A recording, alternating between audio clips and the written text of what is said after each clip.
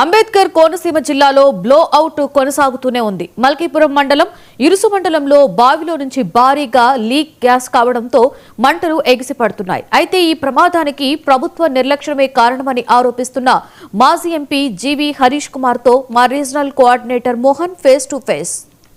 జరిగినటువంటి వేడి కోనసీమ తాగితే మాజీ ఎంపీ గారు చేసినటువంటి అంటే ఇక్కడ జరిగినటువంటి అవినీతి ఆరోపణలో మరింత వేడి పుంజుకుంటాయి. దీని మీద ఇప్పుడు మనతో మాట్లాడేందుకు మాజీ ఎంపీ అంటే అమలాపురం మాజీ ఎంపీ జీవి హరీష్ కుమార్ మనతో ఉన్నారు. సార్ చెప్పండి, అంటే దీంట్లో అంటే ఒక పక్కేమో ఇక్కడ బ్లోఅవుట్ వల్ల వేడి ఎక్కువ తాగుతుంది, కానీ మీరు చేసినటువంటి అంటే దీంట్లో అవినీతి జరిగింది అని చెప్పేసి మీరు వ్యాఖ్యలు చేశారు. దాని మీద అసలు ఏం జరిగింది చెప్పడం కాదండి, కలెక్టర్ చెప్పారు.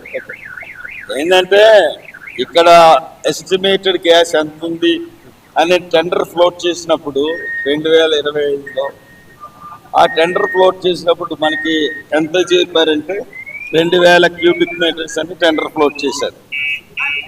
దీన్ని ఎస్టిమేషన్ ఎప్పుడు చేశారండి? 2016-19లో చేశారు. దానికి ఇక్కడ ఎక్కడితో గ్యాస్ ఎస్టిమేషన్ ఉందని అప్పుడు ఆ ఎసెట్ మేనేజర్ చేశాడు. కానీ యాక్చువల్గా ఇక్కడ ఎంత ఉంది? 40,000 క్యూబిక్ మీటర్ల గ్యాస్ ఉందని చెప్పి కింద కలెక్టర్ గారు ప్రకటించారు. తెలిసిపోతుంది కదా, 2,000ని 40,000కి 40,000కి 2,000కి అంటే 250 కిమ్మత్తు కోట్లు చేసే ఖరీదు గ్యాస్ 3,50,00,000 అమ్మేసింది. It's a clear indication of fraud. కాబట్టి ఆ ఫ్రాడ్ చేసిన అధికారిని, ఎస్టిమేట్ చేసిన అధికారిని అరెస్ట్ చేయాలి. సార్, ఇప్పుడు ఈ సంఘటన జరిగింది కదా, ఈ సంఘటన సంబంధించి స్థానికులు చాలా ఇబ్బందులు పడ్డారు. అయితే వీళ్ళకు రీహాబిలిటేషన్ సెంటర్లో పెట్టారు. ఆ సెంటర్లో మీరు చూసిన తర్వాత అక్కడ జరిగిన సిచ్యువేషన్స్ ఏమన్నా రీహాబిలిటేషన్ సెంటర్స్లో బాగానే చూస్తారులేండి స్టేట్ గవర్నమెంట్ ఆఫీసర్స్.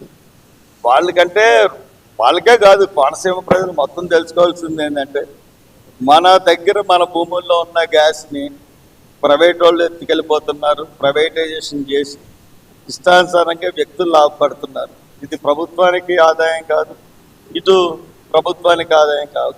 కాబట్టి మన గ్యాస్ని మనమే సహించుకోవాలంటే ఒక పెద్ద ఎత్తున ఉద్యమం వచ్చి ఎక్కడికక్కడ అన్ని గ్యాసుల్ని ఆఫ్ చేసి అన్ని గ్యాస్ అసలు ఓఎన్జీసీ ముందు శ్వేతపత్రం ఒకటి రిలీజ్ చేసి దాని తర్వాత ఆ గ్యాస్ అంతా కూడా ఆంధ్రప్రదేశ్లోనే వినియోగం అయ్యేటట్టుగా ఒక ప్లాన్ చేస్తేనే దీనికి న్యాయం జరుగుతుంది. సార్, ఈ సంఘటన ఇప్పుడు ఓఎన్జీసీ కాకుండా ప్రైవేట్ సంస్థకి ఇవ్వడం వల్లే జరిగిందంట అనేది అంటే ఆపరేషన్ అంతే కదండి. ప్రైవేట్ సంస్థలకి వాళ్ళకి ఎలా చేయాలో తెలియదు, ఏం చేయాలో తెలియదు. గ్యాస్ 2,000 అనుకున్నారు, అది 40,000 ఉంది. 40,000 ఉన్నది ఓఎన్జీసీకి తెలుసు, ఓనర్కి తెలుసు. ఇక్కడ పనిచేసే వాళ్ళకి 2,000 అనుకునే ఓపెన్ చేశారు.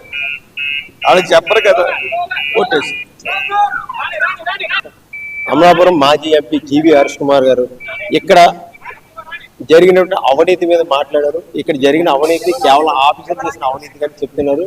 ఎవరైతే ఈ అవినీతి చేశారో వాళ్ళందరి మీద కూడా చర్యలు తీసుకోవాలని, అలాగే ప్రైవేట్ యాజమాన్యానికి ఇవ్వటం వల్లే ఇటువంటి సంఘటనలు పునరావృతమవుతున్నాయని, ఖచ్చితంగా ఇవన్నీ కూడా ప్రభుత్వ సంస్థలు నిర్వహించాలని చెప్పేసి ఆయన మాటల్లో చెప్తున్నారు. కెమెరామెన్ శ్రీనివాస్తో